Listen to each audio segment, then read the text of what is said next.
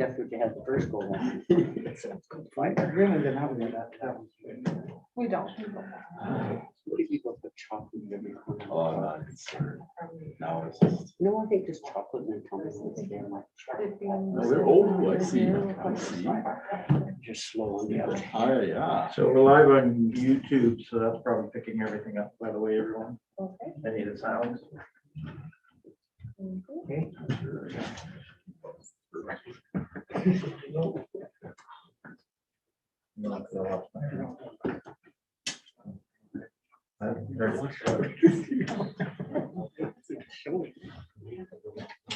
Good evening. Welcome to the Town of Inuvik Committee of the Whole meeting, March 21st, 2022. Seeing we have a quorum, we'll call the meeting to order. First item number 2 is the adoption of the agenda. Are there any additions? None. Declaration of conflict of interest or pecuniary interest. Anyone? Item number 4, delegations, presentations, or petitions. 4.1, presentation on the Tourism Strategy 2022 Priority Review, Jackie Chalice.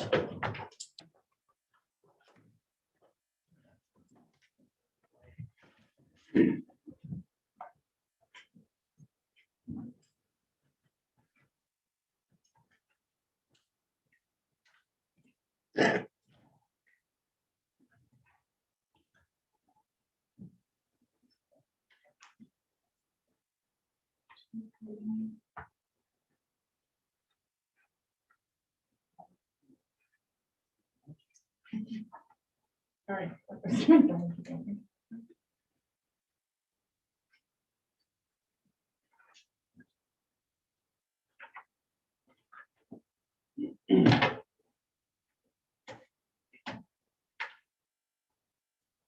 I'm gonna remove my mask while I present. Is that cool? Okay. So good evening, Mayor, Council. Tonight I'm just going to present on the tourism strategy. Just a reminder of why it is that I'm sitting here today is a month ago when council met, it was to review a number of recommendations were provided. One was to review the economic development strategy, which we did at the last set of meetings. And then we also requested that we review the priorities of the tourism strategy. So I'm just going to go high level about what the strategy says, where it came from, how we got there. And I did pre-circulate, I know it's in size 0.02 font, but the current priorities as well as the department activities. And that is where we'll leave for council discussion today. Is there any questions before I get started?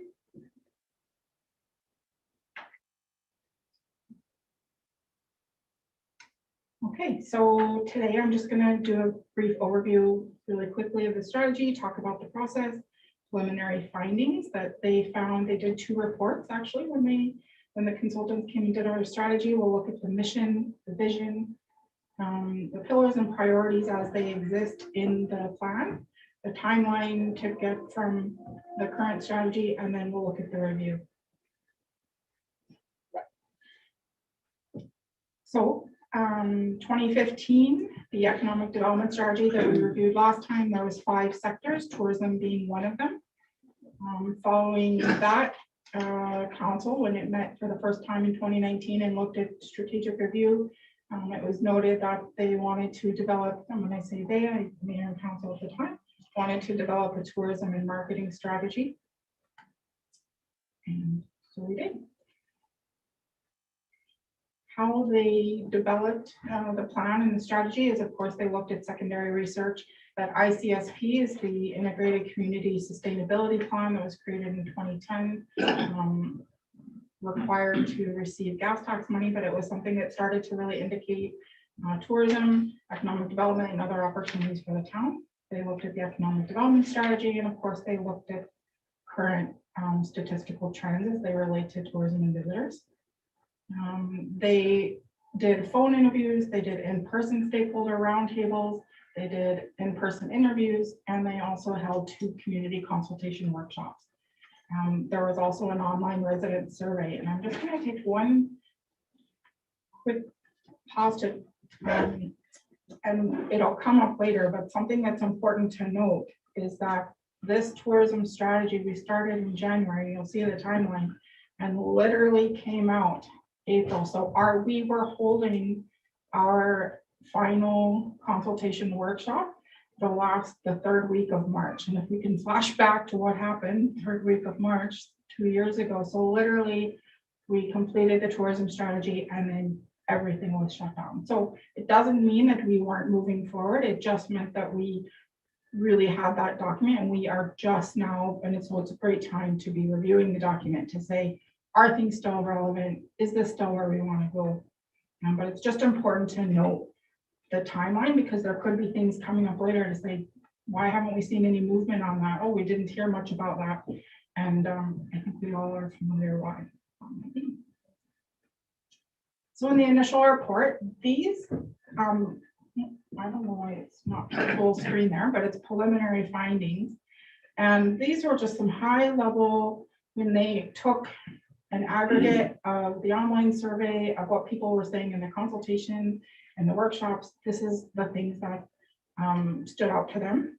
Inuvik has a unique offering of cultural and outdoor experiences that residents really felt excited and proud that it was a tight-knit community, and they really felt that's what makes Inuvik so special. It was also noted that Inuvik needs more amenities, things like coffee shops and signage and stores and small business. Beautification, sustainable initiatives are required just to move forward. They thought it was important that we align with the Northwest Territories tourism, transformational tourism. And what that means, just really quickly, transformational is that when someone goes to a destination, that they're not there to take something and leave, that it's actually an internal transition that happens inside, and that they learn and grow from their experience. And so that's why it's really important, and it actually matches much about what we want to value here, and that they thought it was important that we design the right type of program. So from that, they developed the mission statement. Sorry, it's not quite to the screen there, but develop a vibrant place to live and visit in a manner that generates economic opportunities, celebrates the region's unique cultures, and nurtures the environment. And through that vision of the 3 sort of pillars that they pulled from that was pursue growth that is a sustainable manner. And so not just saying, let's just get as many visitors as we can. That's not in fact what we want to do. We want to get the right kind of visitor, and we'll talk about that later. Create a vibrant, healthy, fulfilling place to live and work for local residents, and protect and celebrate culture. So you'll notice that vision is really around residents and creating an atmosphere and a community for residents, not in fact looking at the visitor first. So it's important that that mindset is kept all the way through. Guiding principles, focusing on what the tourism industry can't do for itself. So supporting where it can and taking on things and then letting them go, and small business can take over, because that's the end goal, right? Is small business and entrepreneurs and other organizations take it on. Complement overarching tourism stakeholders and the activities that are already being engaged in, build awareness, creating Inuvik as a preferred tourism destination. And again, approaching all the initiatives that we do. Will this benefit the local community, socially, economically, environmentally, and culturally? And again, note that it's very rare to see a tourism strategy that doesn't talk about the benefit to the tourists. And actually throughout, and not to say that the visitor isn't an important person or an asset for us, but it was really important that the strategy spoke to building on the economic development strategy, which is creating a great community. And this next, I know that no one, and I feel bad for people that are in the audience, I know you can't read that. It is attached, it is in the tourism strategy, it is available on the website. So if you wanted to pull this document up and look at it in greater detail, but it just, what it does is it breaks down the strategy and priorities and indicates a number of pillars. One thing that was, when this first one strategy first came out, it was a bit misleading in some media that came out. So when it talks about, so festival and events is really important, but the second bullet there where it says FIT adventure travelers is that the article was talking about that we were trying to go after physically fit people, and actually that's not what FIT stands for in this case. FIT is an industry term that stands for fully independent travelers. All it means is travelers that aren't in a big group or aren't using a travel agency. Most people are booking online, doing their own research. So just to be really clear that when we talk about we're going after FIT travelers, we're not talking about just physically fit travelers. And actually that was a big drum article. So the third bullet there, Arctic and Indigenous tourism. MCIT, again, that's another industry term. That's meeting, conferences, and incentive travel. And placing Inuvik as a scientific research hub. So those are all under attracting the right kind of visitor. Second pillar, strengthening our marketing practices. And the third, advocating for change. I'm almost done. So again, really quickly, the timeline started in 2010. Obviously, things started way before then, but just to do a really quick sort of flash forward here. 2015, the strategy for the economic development came out. In 2017, the town of Inuvik completed your strategic plan. 2019, council at the time said, look after, get funding, which we did. ITI helped fund the tourism strategy. We hired the firm Destination Think, who developed the strategy, called the Stakeholder Consultations. And again, right at the end of March, I literally remember sitting in the consultations and they were trying to figure out if they were even going to be able to leave or fly home. And April, we completed the strategy. And then in 2022, just a month ago, I guess, and it feels like it was a long time ago, this council came together and said that they too wanted to review the strategy and review the priorities. So that's where we are today. So looking at this document here, it breaks it down in what the current strategic objectives are of the strategy. It talks about stewardship. It indicates priorities and tactics to get there. And then what the document does is it breaks down the department activities under each of those. So again, obviously for people that are in the audience or watching online, this document is very difficult to read because I realize the font is quite small, but it is again available on the website. But this is where I be quiet, and this is where now council goes to review both the high level, are the objectives still current and correct?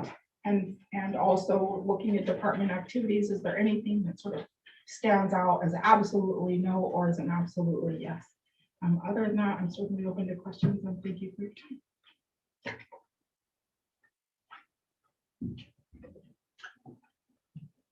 Close this down, if that's okay for everybody.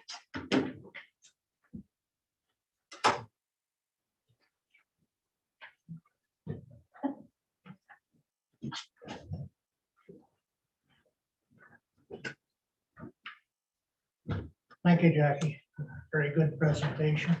Anybody have any questions for Ms. Chalice, Deputy Mayor Kulakowski? Thank you.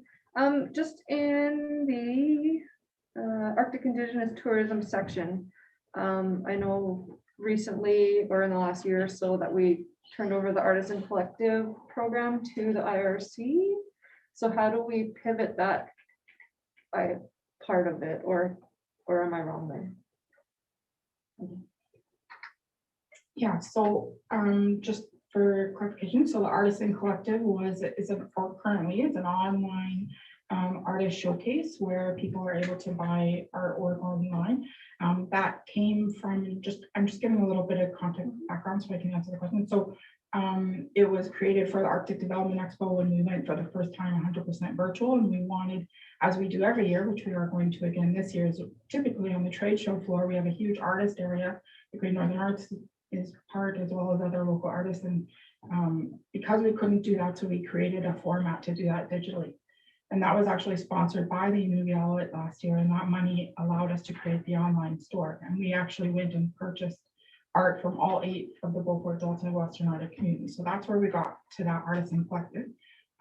You're right in that since that time, the Inuvik have created their own Inuvik online store, and they will be taking the lead working with Inuvik artists.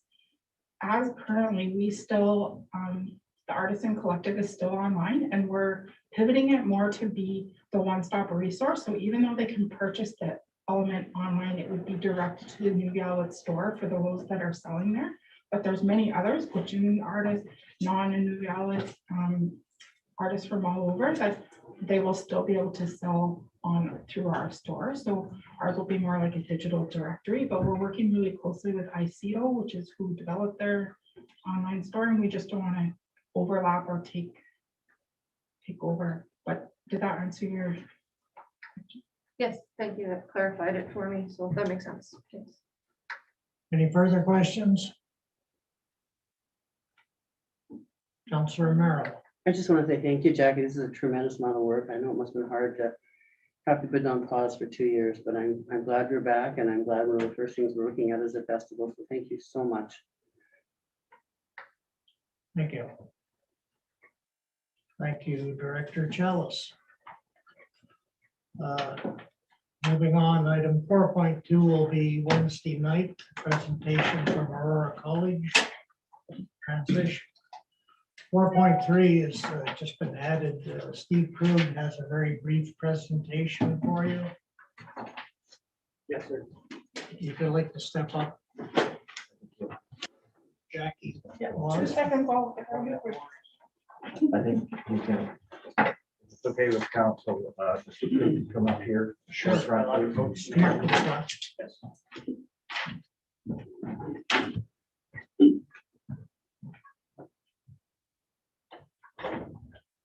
You can go right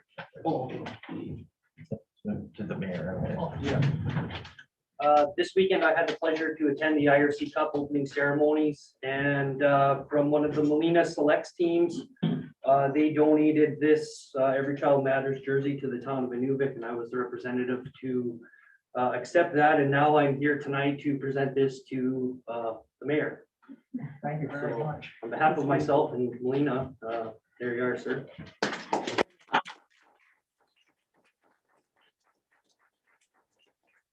And that concludes my presentation. We'll find a suitable spot for it. My office. Very nice.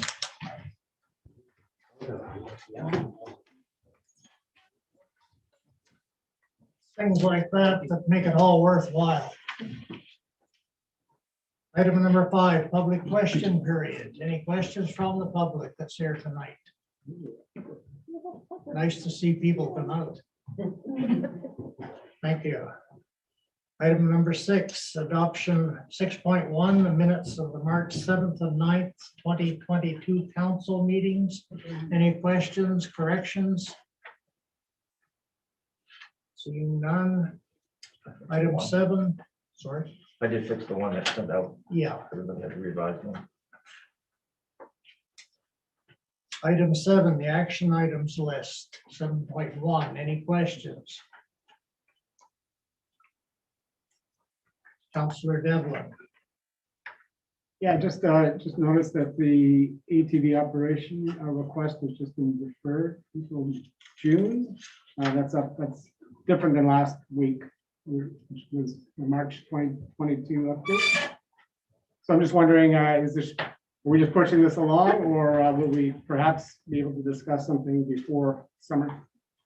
Thank you. Mr. Hood. Part of it has just been some changes. We're looking at the bylaws and bringing it up to the bylaw review committee, because that'll also be part and parcel of that, which is scheduled for, I think, late April to review. Anything further? Councillor Gowans. In regards to the Food Cycle Science Corporation, I can't recall a discussion we've had on that item yet. I think we'll schedule that as soon as possible. As you know, we just opened up again, so Yeah, okay. we'll get to it as soon as we can. And also for the ski club lease and the property survey, definitely be a good discussion on that as well. On the ski club? Yeah. Well, I guess Councillor Gowans, I'll give an update on both of those. Due to our lack of personnel or some changes and stuff like that. Some, those two items especially are being delayed just because of doing the food science did give a presentation I believe to the previous council, and we're just working on getting us to do with composting and things like that. They may give, we may arrange to try and have another something up for this council as well. As far as the ski club, it's a survey and trying to get surveyors, and it's a long process, as you can tell, for that one. And again, the development officer was handling that, but unfortunately, right now, that's a bit of a vacancy, so. With a survey, is it easier to do in the summertime? The survey would be much easier. We thought it was a very simple thing to do, but anytime you get into land titles and property lines and et cetera, just for the new counselors, it's where the ski club is in that whole area. They were gonna lease, it's commissioner's land, so we couldn't lease it to them because we didn't have the land, so we're trying to acquire the land, and it's in our long-term plan anyways.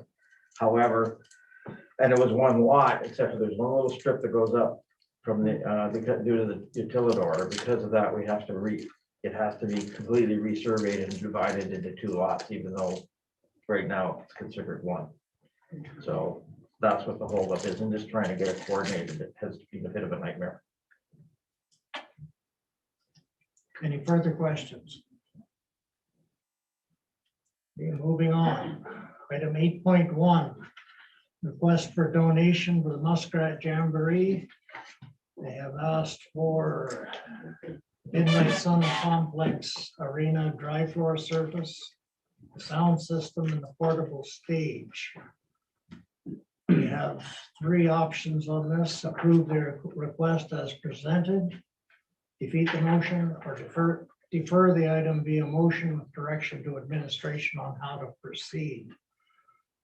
The recommendation is, be it resolved, Inuvik Town Council hereby approves an in-kind donation to the Muskrat Jamboree for the 2022 festival taking place from April 7th to 11th, 2022, to include the following: donation of the Midnight Sun Complex Community Hall, the Roy Suglu Arena dry floor sound system, and portable stage as per the application for donation, and building maintenance assistance of Midnight Sun Complex staff during the festival. Any questions? Councillor Deborah. Yeah, I just have a question just about the cash donation. It's not part of the resolution. Although I do note that it is per the donations policy, and I note that the donations policy has that built into it. But it's not part of the actual resolution. Can we include that in the resolution? We don't have to include it because it's already in our policy. It's an automatic item, so it doesn't have to be as part of, this is for over and above items. So therefore, that's why it's not in the resolution. May I ask just for the history of the $2,500? So it was, I believe, the previous council, Muskrat Jamboree, it came, made a presentation, and maybe even the council before that. And for a request, then the previous council decided that that would be as part of our to assist with them and that. So it was a request, and council then amended the policy for it. Are other nonprofits, is there a system in place for other nonprofits to apply like that? I don't read it in the donations policy, so I'm just wondering how we have certain special interests that are covered by this and others that don't seem to be or even have the opportunity to apply in something like this. Councillor Merrill. If I remember correctly, this was 2 councils ago, and we were looking at 2 major events that happen every year: the Muskrat Jamboree and the Great Northern Arts Festival. And the idea was to basically simplify the process of them asking for that donation each year and recognize the contribution that both of those events make to the community. So I believe those are the only two we have included, but I could be wrong. Just following up on that, I understand in the in-kind donations, but the cash donation, that's where I have, that's where red flag sort of pops up.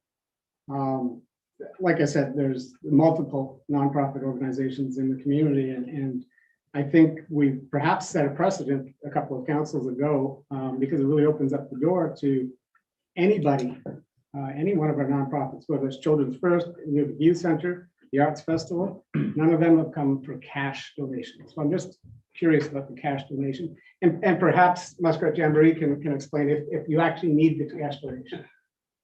Is that possible? Maybe. Yes, if you'd like If to somebody, come up.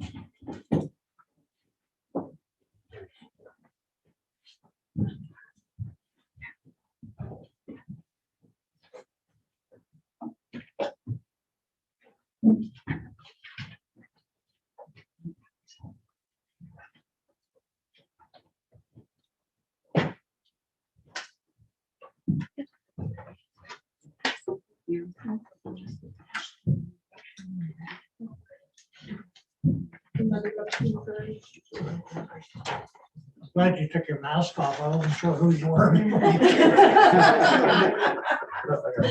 Oh, I got it here.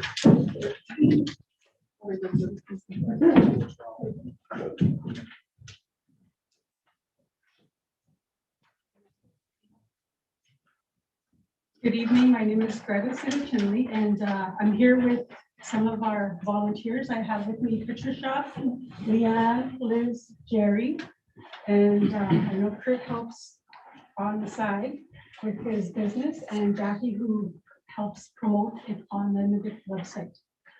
I want to thank you for giving some time to speak to our request. I'm the chairperson.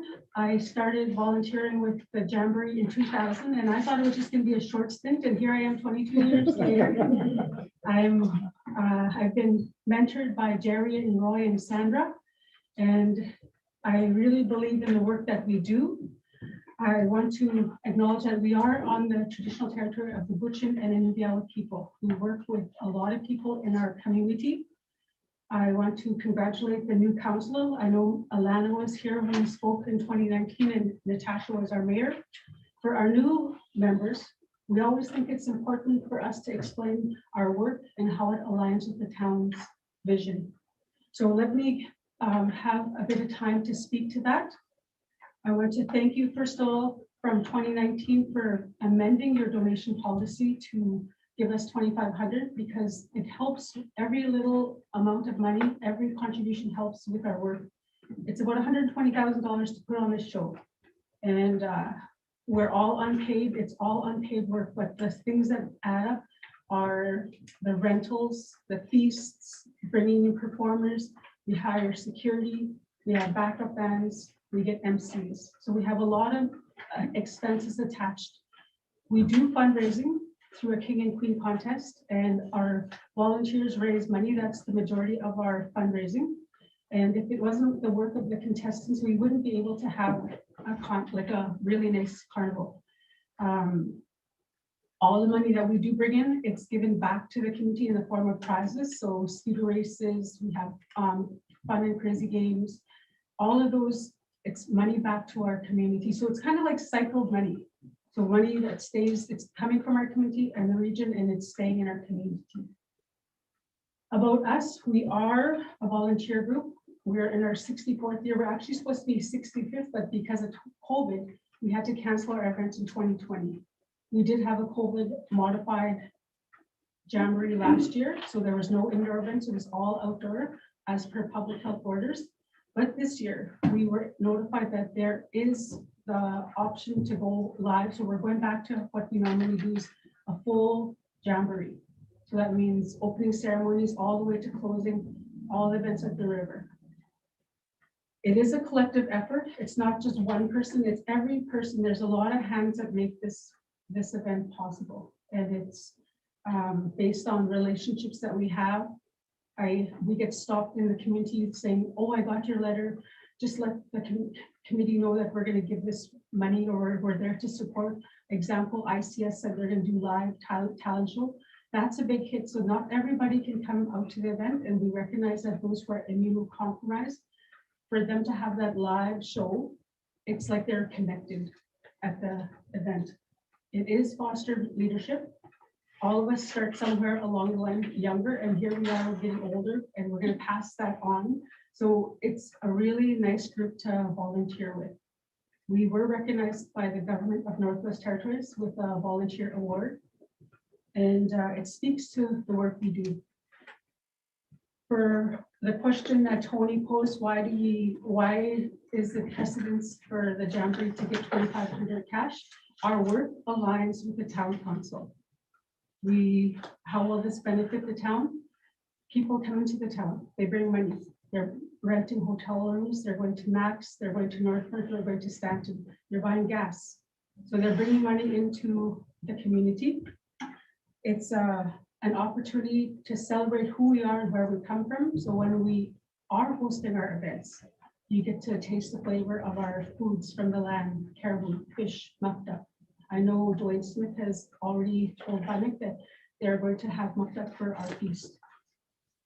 So our Jamboree, it's a celebration. We share our food, we use our clothing, we speak our language. I know sometimes we speak our Delta slang, so sometimes in those events, you're gonna hear us talking like that. And it's more than a spring festival. Just like I was listening to Jackie's presentation, and our event attracts visitors. Often Bannock, who fields emails, she gets questions from people in Europe. When is our event? They want to book a ticket. We are putting Inuvik on the map. People want to come here. The spring is the best time. It's not freezing cold. It's lots of sunshine, and we get to be outdoors with our people. We do showcase our culture. We have drum dancing, we have jigging, we have talent shows, and we celebrate our traditions. We get to let people see who we are, our kindness, and the things we value as a people. We want people to experience our adventure, scooter races. What's really fun this year, we said we went digital with our scooter races a few years ago. And the person who makes the fastest lap is going to get a prize. So things like that, it's like an adventure. Who's going to get the fastest prize? Who's the fastest racer? So things like that, they get to experience our Arctic adventure. We know that when there's lots of people in town, our businesses benefit. We are struggling right now because of COVID. We're coming out of this global pandemic, and we are hoping that people will come in and bring their families and buy things from us. It does support Indigenous tourism.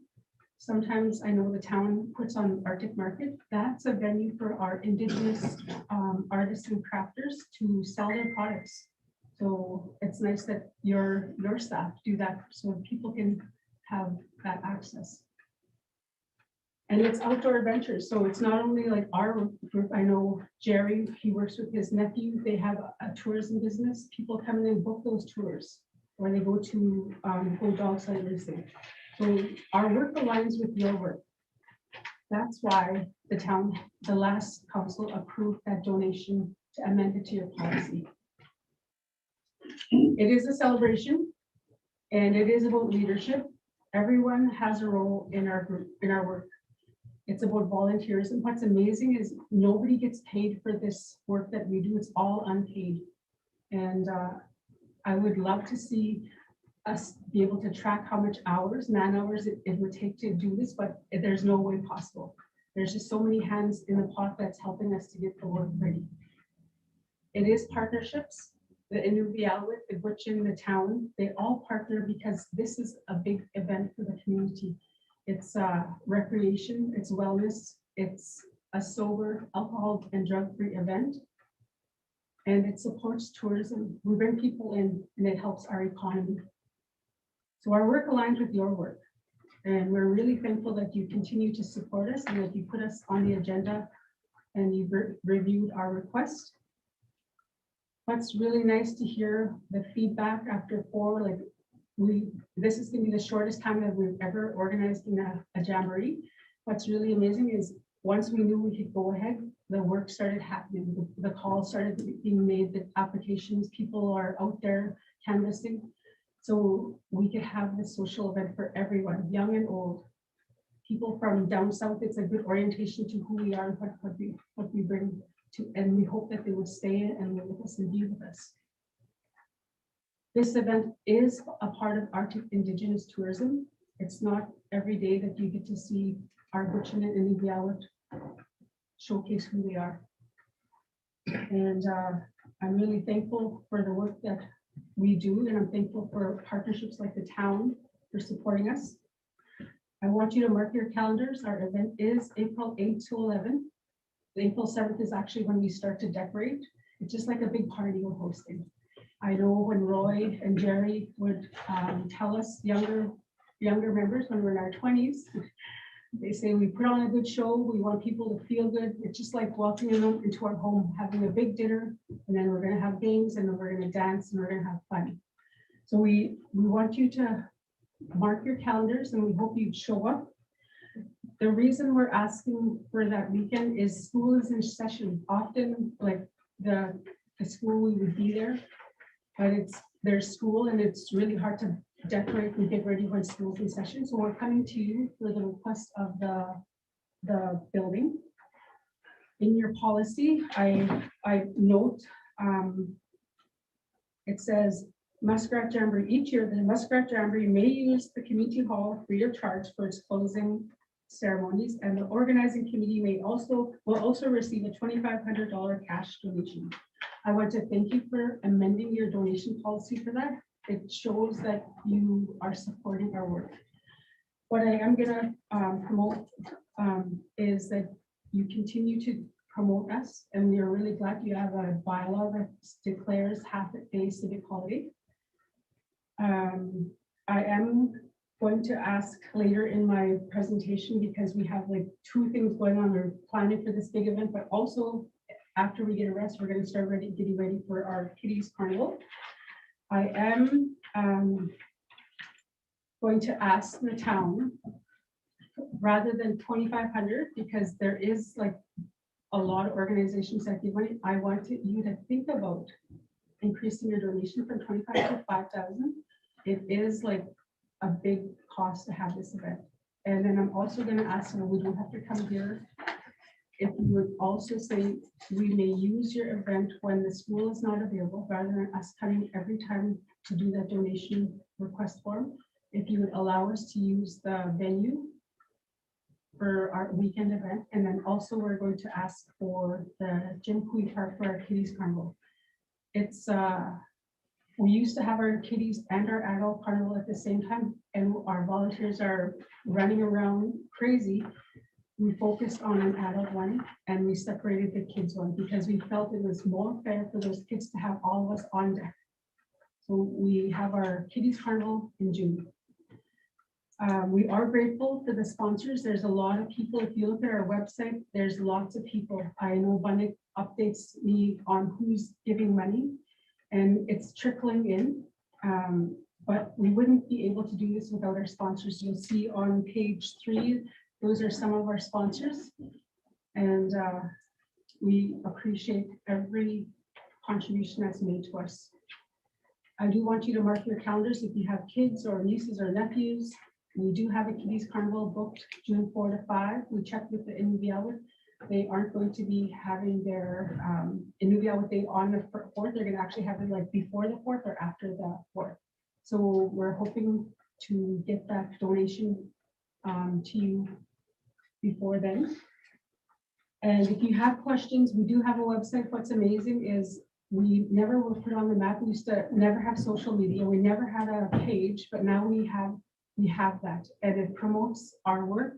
People email us, they ask Bunnick things, they ask members, Jerry or myself or Bernice or Leanne or Patricia, Liz. And we always say, if you have questions, go to our website. And we try to include stuff there, like the photos, the videos, information, the sponsors. So we are branding ourselves, and we hope that you would continue to support us. And I'm going to leave you with that. So my call to action is, I would like I would like it if you would give us the arena when the school is not available, amend the policy so that we don't have to come here. We could come here all the time and make that plea. Or, and also for the Jim Quee part, that we could get that access. We're busy, all of us have full-time jobs, and filling out those forms, it's the same thing every time. And then also consider increasing your cash donation because it helps with recreation, it helps with mental health, it helps with our social and cultural aspect. And it supports our Indigenous tourism strategy. And it would show our people in our town that we support our work. I'm going to leave it at that. If you have questions, we're all here to answer. Thank you. Thank you for the presentation, Greta. It was excellent. This year in particular, I think Muskrat Jamboree will be like getting a get out of jail free card. We've been locked up for so long. Yeah. So does council have any questions for Greta? Councillor Devlin? Yeah, I do have a question. Sorry, I do have a question. There were no financials included, and they don't need to be. It's optional, include financials. But I am curious, what is the usual carryover year to year in your bank account after all is said and done? We are registered with the Societies Act, so we have to submit reports every year to maintain our standing. We are in good standing. We carry over enough money for our bingo. So we start with the money to help us with our next bingo. So like our December, we'll deplete our money, but we'll always make sure we have money just to cover that big jackpot. And we do give money to people in our community for sports. We don't just do the jamboree, we actually try to support local youth with their recreation.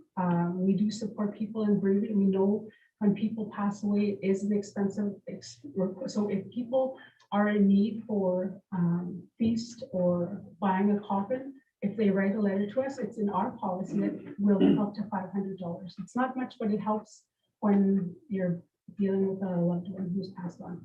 So we carry about enough to start our next year.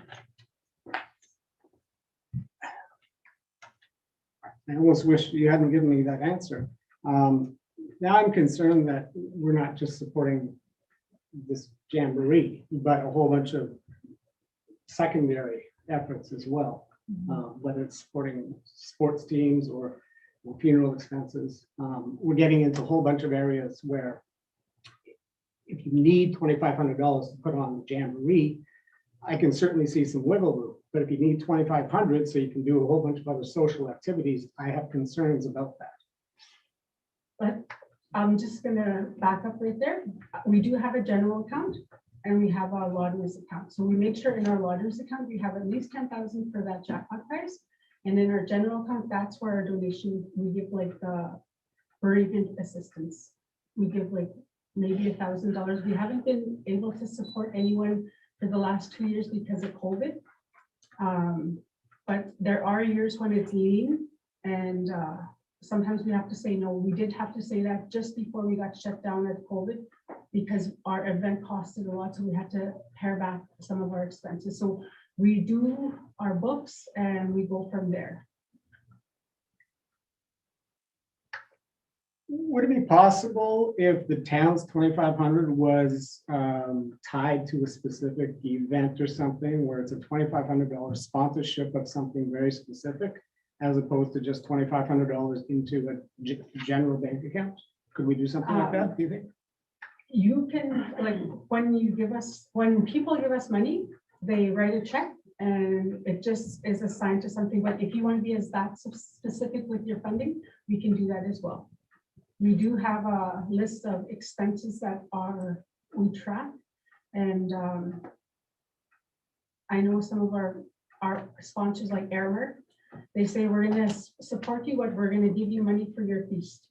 One of our MLAs in the past would give us money and he would say, use it for whichever way you see. So we would use that money and we know, like, as we're going, we have a budget and Bunnick actually tracks it, where money is going in and where it's going to. So we know for example, our security, it's about maybe $5,000. We bring two people in because we don't want to deal with, because this is alcohol drug-free event, we don't want people under the influence. It makes people uncomfortable.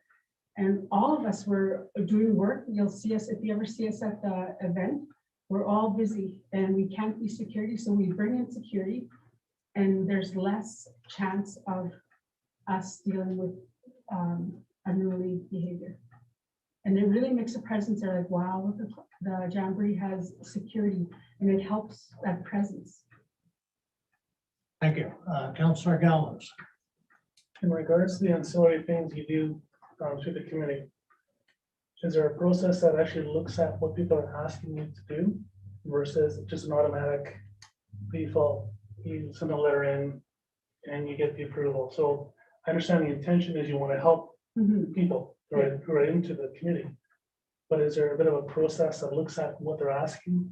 Looking at When we get donations, when we get requests, it's not a lot of donations. More our donations are because we have that lottery account, we're giving money back. And so that, but those one-offs, like say a school is traveling and they want to, like, they're short money, they're going to show us like where the money is and how much money they've raised. So we haven't been really getting a lot of those because it's COVID.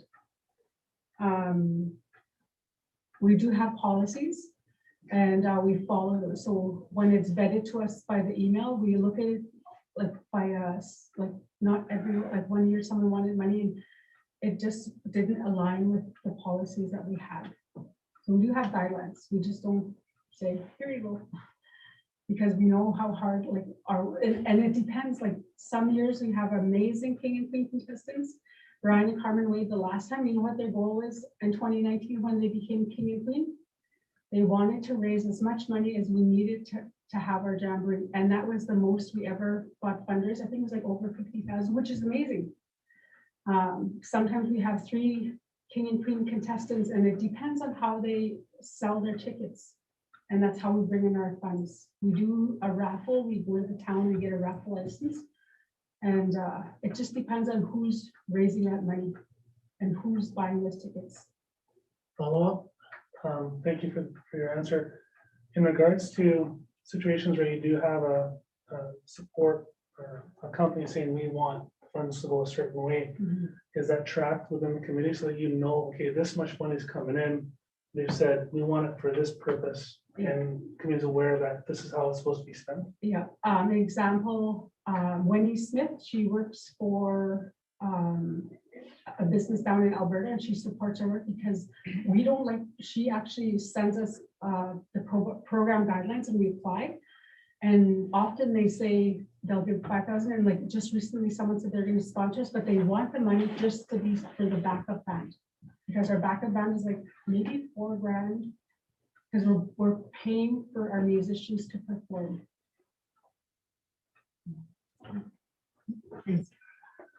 Councillor Merrill. It'd actually be more of a question for SAO Hood.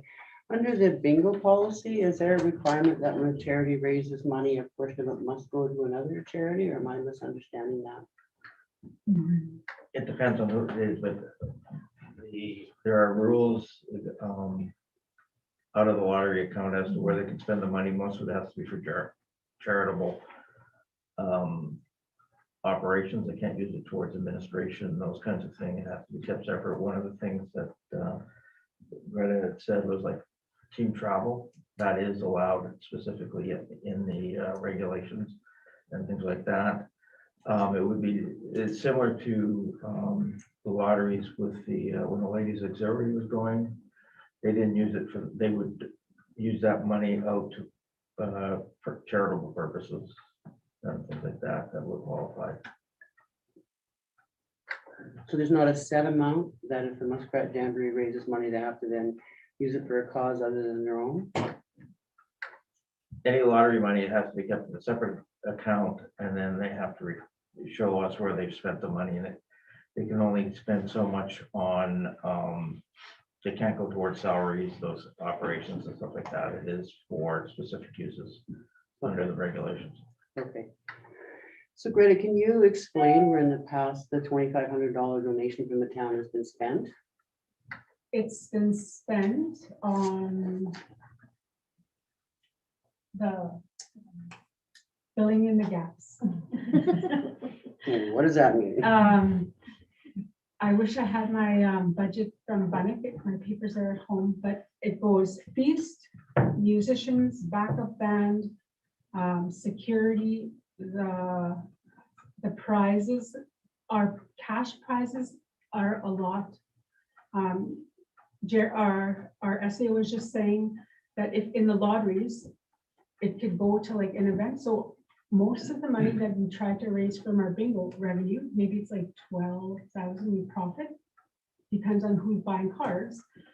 We'll actually make a motion to transfer from our lottery when we're short into our general to help offset that $125,000 cost.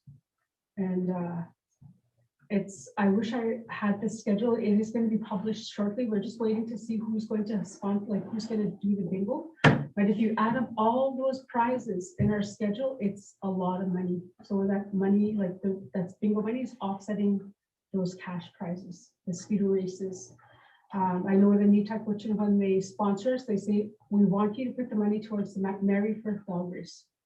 The Inuvik Community Corp, when they give us money, they stipulate we wanted to go to these events. So that's how we do that.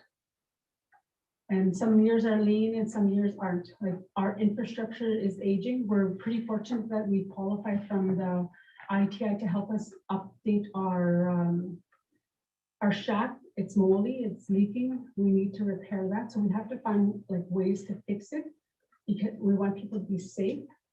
We want to brand ourselves so we're able to put ourselves out there. If you ever go down to the arena or to the river, we have these really deadly signs that say Muskrat Jamboree, and people when they come in like, whoa, that's so cool. And it's Leanne. Leanne helps us do that. And Jackie. They help us get those funds so we could put ourselves on the map because we want Inuvik to be that destination. We don't want to be like, oh, I went to Jamboree. We want to say, wow, like we want people to say, holy cow, I think I'm going to tell people to go to the Jamboree because it's a place, it's a destination. It was so much fun. You get to experience a lot. I've traveled a lot in my life, and I'll tell you, our event is better than other places. Like we bring a flavor to the people. That's what they want. And it's all unpaid. There's no administration, there's no salary.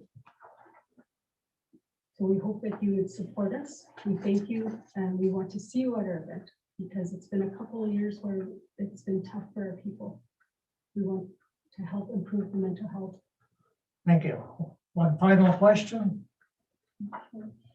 Council Deputy Mayor. Thank you. Thank you very much for the presentation. I don't have a specific question for the Jamboree. I'll be in support of the donation on Wednesday. My question is more to administration. With the 3 requests that Greta's put forward, and then also within the policy, it says that these donations are to be reviewed every 3 years. And this is dated 2017, so it looks like it's due for review anyway, which may be an opportunity then to have a more robust conversation about the dollar values and that kind of thing. Is that something that we'll be looking at then in the next little while? I guess would be my question. I know we're, running into staffing issues, but. Oh, it certainly, if council feels it's a priority that they want to do it, we can adjust where we're going. I think it is on my board actually to look at it. Okay. So maybe bring it up sooner and but that would be the time to look at that. I guess just as a clarification, the things like the use of the facility when the school's not available, like those won't affect this year's request. Those are asking for a change to the policy going forward, right? Okay. Thank you. Thank you. Thank you, Greta and friends. I forget the names. Councilor Wayne, sorry.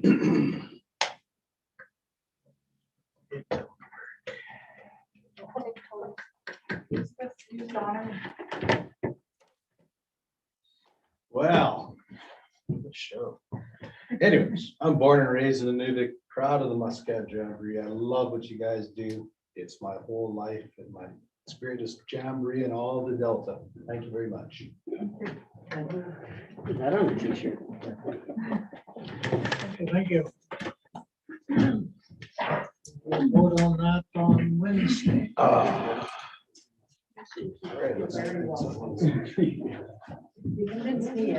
10.1, Protective Services Report. Any questions for Chief Hammond?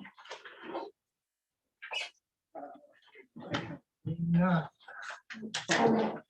Information items, 11.1, sorry. Oh, sorry, Counselor Dublin. Yes, Chief, I just noticed that in a period of 2 weeks, there was at least 2 mischief alarms at Nova Apartments. I've seen these reports in the past. I've seen mischief alarms many times at Nova Apartments. Is there anything? Are the cameras on them, or is there anything? It costs us money, obviously. There are cameras at there, and ultimately it is up to the landlord to provide that. And it depends on the tenant as well. I just, like I said, I've always keep on saying, I'm like, is there a solution out there? Yes, so there are cameras and it is addressed by the landlord. Sorry, Councilor Devon, another thing that we have in our bylaws, the potential if we want to, and we did it a number of years ago, and it has slowed it down a bit as we can. Hand out fines, like charging them for having to go for number of false alarms kind of things for this type of thing. If we feel it's abusive, like constantly or something like that, we do have the option. But is that just the landlord or the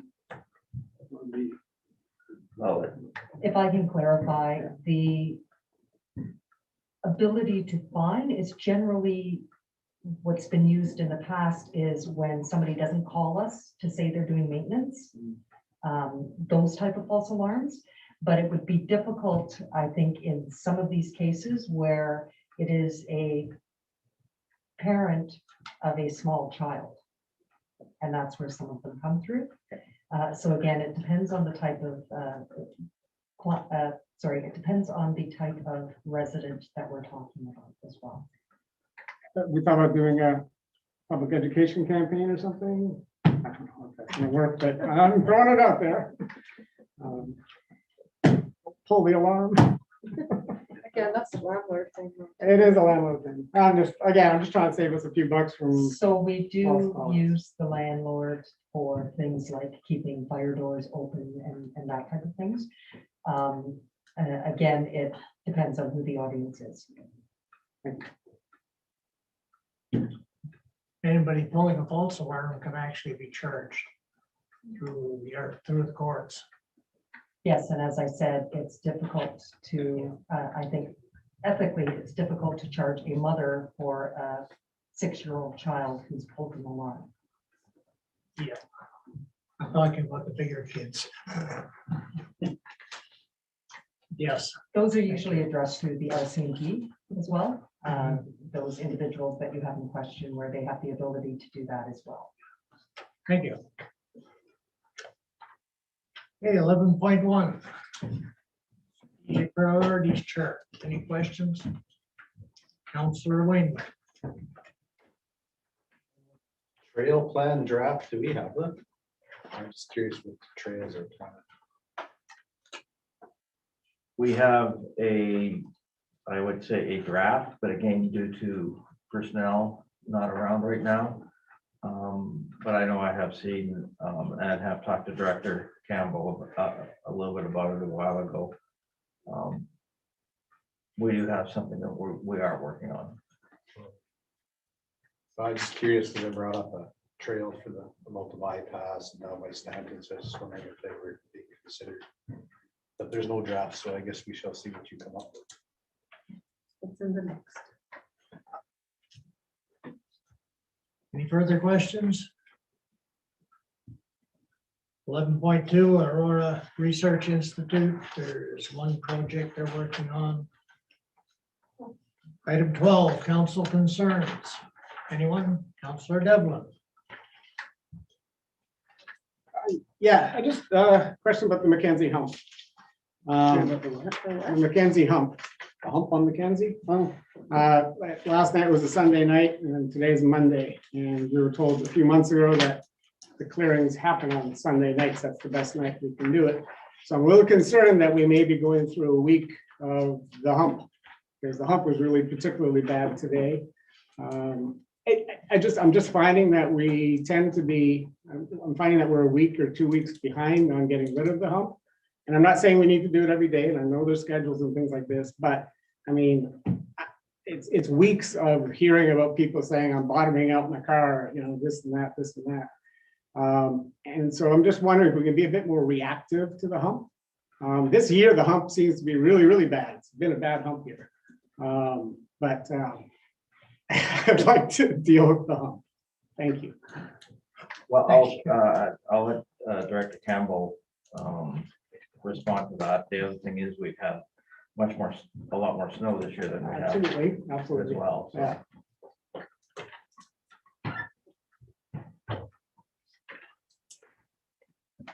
Yes, we do clear the downtown mainly on the weekends, but we don't clean it every weekend. No, I know that. Yeah. We have a policy that's on the web that actually outlines when we respond to snow clearing and where we do it and why we do it. There's a couple policies on there that one is a snow clearing, which says we don't go out and clear the snow till there's accumulated 15 centimeters of snow, which is just shy of 6 inches.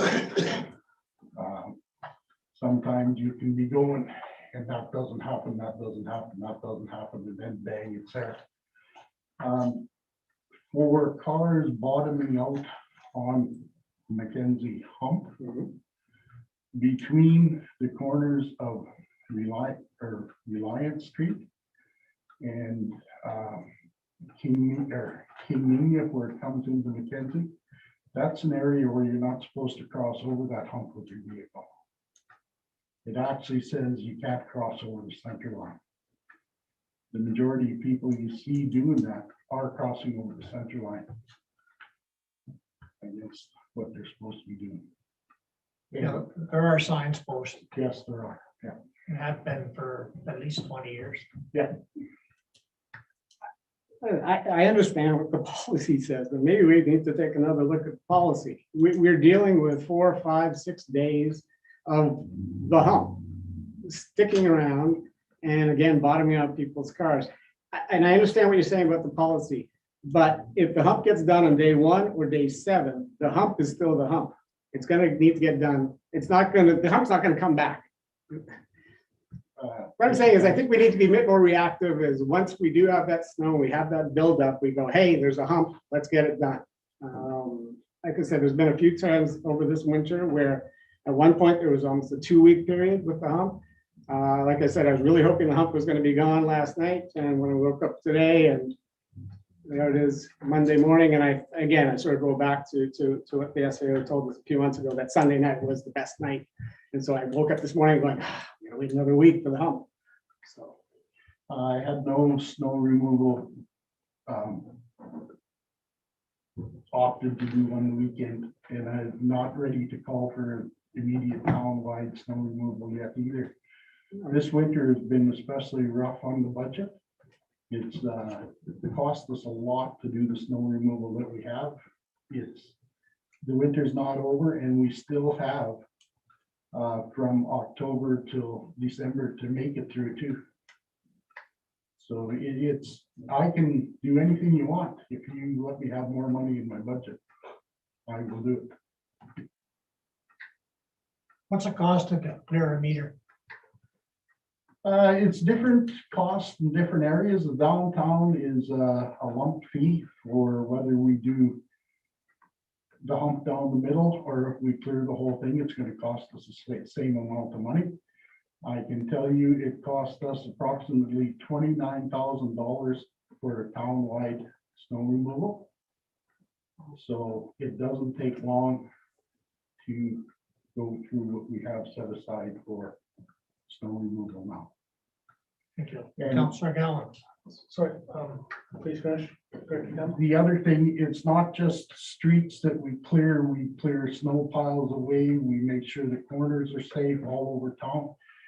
It's a fairly extensive it's a fairly extensive use of that money that is there for snow removal. So it's not just strictly for snow removal of the streets.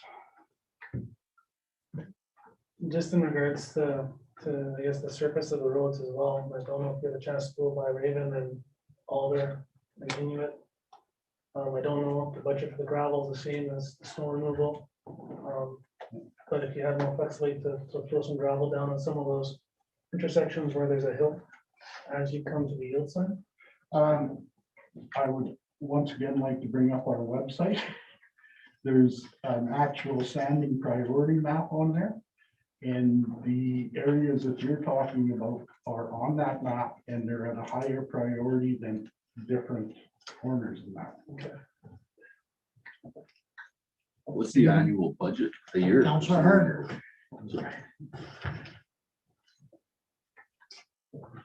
I can't remember how much it is, but I've probably burned 2 or 3/4 of it so far. There's lots of winter still this year and lots to come in the fall. I can answer that question. It's $190,000. Anything further? Do we have an update on the development officer position? Like, I'm not prepared to talk about that in an open council meeting.